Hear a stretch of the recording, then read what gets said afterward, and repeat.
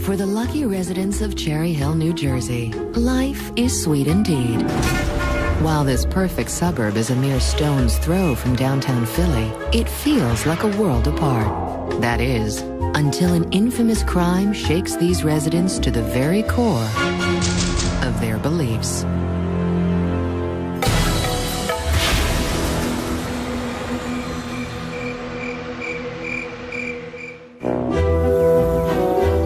As head librarian of the Cherry Hill Library, Maria Snow is well acquainted with the people and places of this pleasant New Jersey suburb. We have a wonderful community where people have the opportunity to get to know each other as friends, not just as faces on the street. Maria is used to tracking down overdue books and hushing loud voices. Shh. Cherry Hill's a nice, safe community, and crime is just about non-existent. But as Maria is about to learn, even the safest suburb can change in a heartbeat. I received a call from a neighbor that something had happened at Rabbi Fred and Carol Newlander's home. Rabbi Newlander and his wife Carol are pillars of the community. He is the senior rabbi and founder of Cherry Hill's largest synagogue. Carol runs a successful bakery. But now, as he returns home from temple, the rabbi's life is about to change forever. 911, state the emergency. I just came home.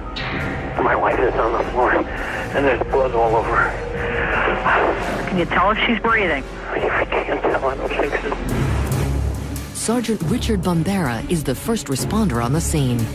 I got a call from dispatch of a unattended death at the Newlander residence. I kept an open mind as to what possibly I could have. Could be anything. Could be a burglary. Could be a robbery. Could even be a homicide. When Sergeant Bombera arrives, a dazed Fred Newlander directs him inside the house. As I opened the door, I stepped inside the foyer. Immediately, I observed Carol Newlander laying on the floor right inside the room. And there was a tremendous amount of blood. She was laying on a white carpet with a predominantly white room. There had been blood all over the white walls. It looked as though someone had dipped a paintbrush in red paint and just threw the paint all over the room. Carol Newlander has been bludgeoned to death. I notified dispatch and advised them that we had had a homicide on our hands. Investigators immediately start to gather clues. They talk with the grieving husband, Rabbi Newlander, but he knows nothing. Fred was actually at the synagogue on the night of the murder, and we fully checked out that alibi, and as it turned out, Fred Newlander was there and went to the various classes. But he comes home to the worst night of his life. And when he arrives home, he finds his wife lying on the floor. He drops his bag, picks up the phone, calls 911. I don't know what to do. She's in the living room. There's blood all over. As investigators process the scene, the motive seems clear. It appeared to be a robbery because there were personal items of Carol Newlander's, including credit cards and things like that, that were missing. To the people of Cherry Hill, a murder in this idyllic town is just unthinkable. It was a few blocks away, and with police cars, those flashing lights, the yellow tape around. It was frightening setting. The Newlanders' next-door neighbors, Debbie and Mike Murphy, are the most unnerved of all. You know, I still can't believe it. I can't believe that there was a murder right next door. It's awful. It's just awful. It's a shocking crime indeed. The Newlander family, Fred, Carol, and their 3 grown children, have been a huge part of the Cherry Hill community since 1974. Something like this doesn't happen in Cherry Hill, and something like this shouldn't have happened to somebody as nice as Carol. As a 40-year veteran of the Cherry Hill police force, Detective Marty Devlin is used to analyzing clues left at a crime scene. But this scene yields precious few. There was no sign of forced entry. There were no fingerprints, no transferred evidence, no blood other than the victims. Whoever did this managed to get out of the house without leaving anything obvious behind. And this makes Detective Devlin's job that much harder. You're starting from a position of weakness. If there are no witnesses, if there's no forensic evidence, if there's no transfer evidence, you have a dead body and a mystery. To solve this mystery, the entire Cherry Hill PD hits the streets. First thing we do is a neighborhood survey, and we knock on every door in the 7-block area. We check all robbery or burglary reports. We check to see any bad guys living in the neighborhood. And investigators quickly find out there are indeed a few bad apples lurking in Cherry Hill. When we looked at all possibilities, we saw that there were 2 brothers who lived in the neighborhood by name of Spagnolia, who had been locked up for burglaries in the past. Daniel and Frank Spagnolia have spent time in prison, but now they're back on the street. They've just gotten out of prison, and we wanted to find out where they were, what they were doing at the time. Could these ex-cons have shattered the peace in Cherry Hill? Frank and Daniel Spagnolia are not your typical Cherry Hill residents. They don't garden, they won't attend potlucks, and they hate the Natural History Museum. Oh yes, they also have rap sheets as long as your arm. Spagnolia brothers, they were burglars, and we wanted to find out where they were, what they were doing at the time. Sure, the boys don't exactly fit in, but could they be cold-hearted murderers? Saru, this is where the Spagnolia brothers were doing their work, right? That's correct, yes. And that's where the victim lived. That's also correct, yes. But don't forget now, the Spagnolia boys, their expertise was doing home burglaries. But burglars usually break in, and there was no sign of forced entry to the Newlander home. Now, what do you think of the possibility of them being able to sweet-talk their way in to the Newlander home?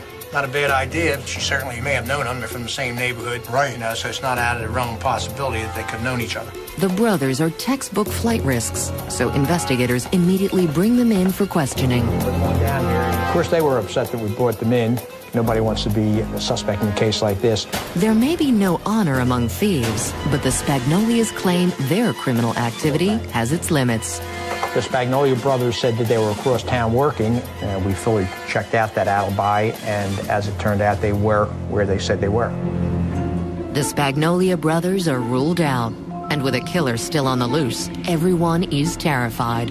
You expect it in the city, maybe getting mugged, but she was in her home when this happened. It wasn't even 3 in the morning. It was dinner time when this happened. Unbelievable. It's a shock to the entire community. You're absolutely right. You know, you live in suburbia because these things don't happen. With the community's feeling of safety in tatters, investigators continue the hunt for new suspects. Anyone who had any contact with Carol Newlander in the past several days, even passing contact, please call Cherry Hill Police. Meanwhile, a call from Carol's heartbroken daughter provides a big break. We had a conversation with Rebecca Newlander, Carol Newlander's daughter, in which she indicated that she was on the phone with her mother shortly before her mother's death, and that a delivery man had come to the door. And Rebecca is saying to her mom, "Mom, who's that? Who's that?" And she says, "It's the delivery man." And she hears her mother say, "Come on in, it's cold outside." And Rebecca says, "Mom, I'm going to stay on the phone here. I just don't like this." And Carol said, "Don't worry about it. As soon as they leave, I'll call you right back." Once Carol lets the mysterious stranger inside, she's never heard from again.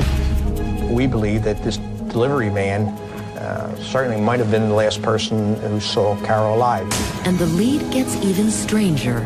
Rebecca also told us that 2 weeks prior, the same delivery man had come to her mother's door while she again was on the phone with her mother, and Carol allowed this delivery man to use the bathroom. But Carol's kind act may have ultimately been her undoing.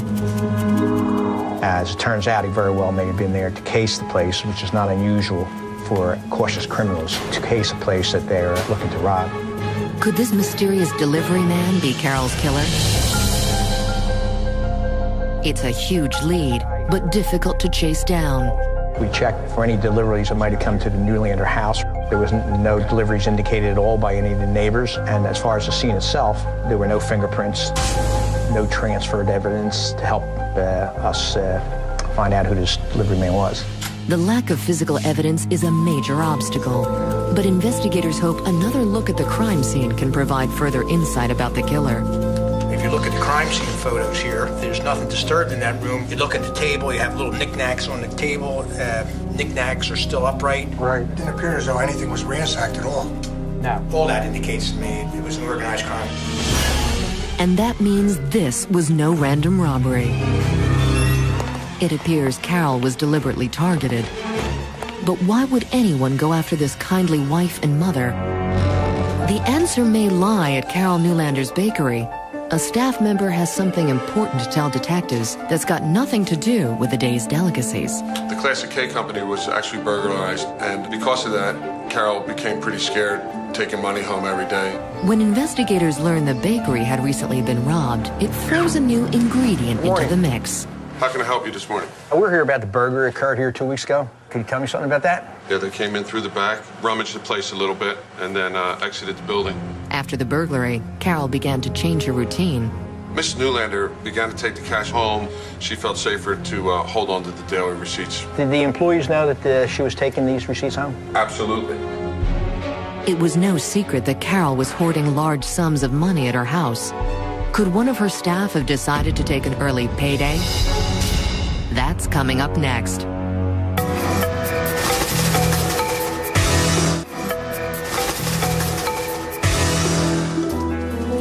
The Classic Cake Company is known for its divine key lime pie. Key lime pie for tomorrow, I don't know. But now its founder, Carol Newlander, is more famous for her shocking murder than for her sweets. Just the thought of someone in her home, not only to rob her, but to murder her. Whoever did this to her was a complete animal. Everyone in town knows how devoted Carol was to her bakery. She was there every day, morning through night. She worked so hard. She was such a dedicated woman. But now it appears the bakery may have led to her demise. The Classic Cake Company. Within the past month, it was burglarized. Coincidence?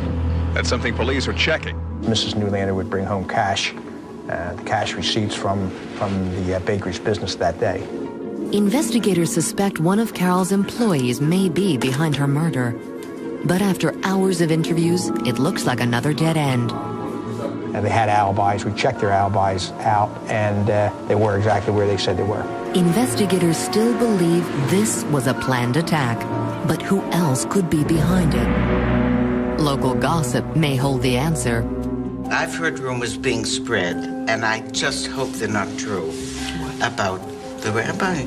Rumor has it that before his wife's death, the good rabbi had been having an affair. Oh, you're kidding. When he was converting her from Catholicism, that's when it all began. Amazing. But you know what I heard?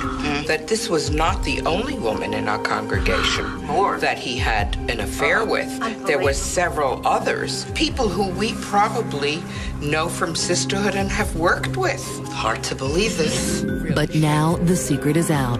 And when Fred's former mistress verifies the affair, Rabbi Newlander resigns his post in disgrace. For investigators, this new development is chilling indeed. The more we dug into the case, the more the scene just didn't seem right. There were a lot of things that indicated that there was just a whole lot more to this story than met the eye. And now Fred Newlander, the disgraced rabbi, warrants a closer look. What I didn't like is 911 tape. It seemed very contrived to me.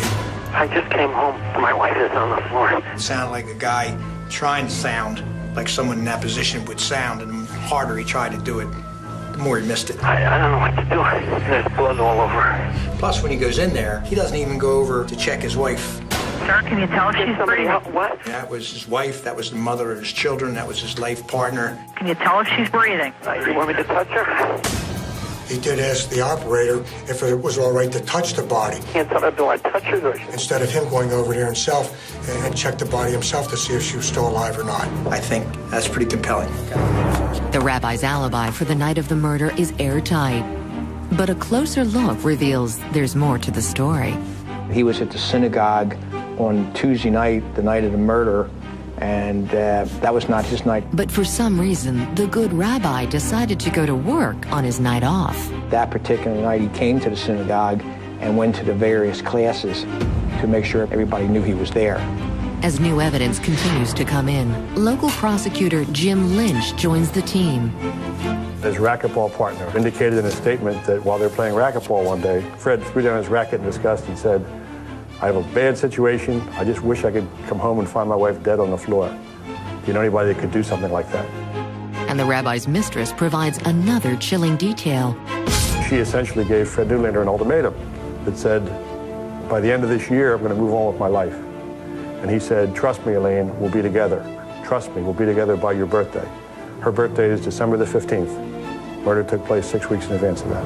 Investigators still don't know who actually committed the murder, but they're now certain Fred Newlander was behind it all.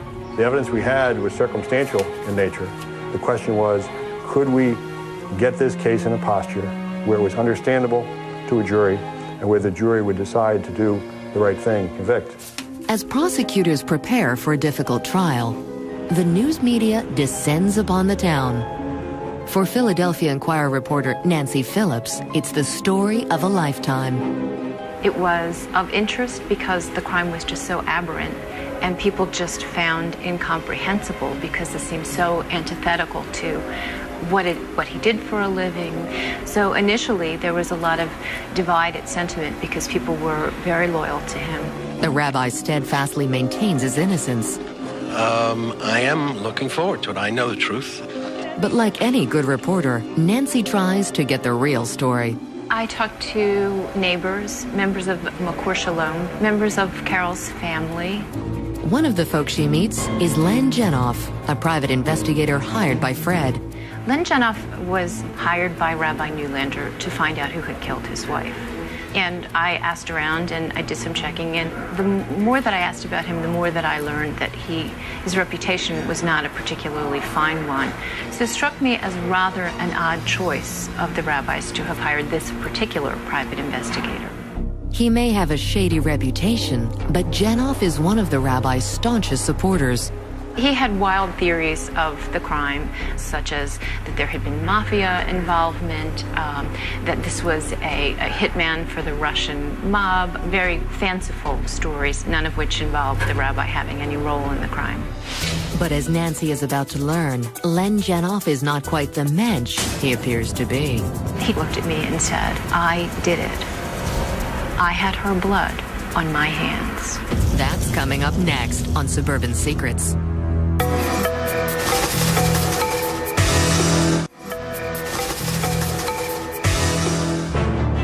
Len Jenoff, Rabbi Newlander's private eye, seems to know more about Carol's murder than he's letting on, and the truth has a way of coming out.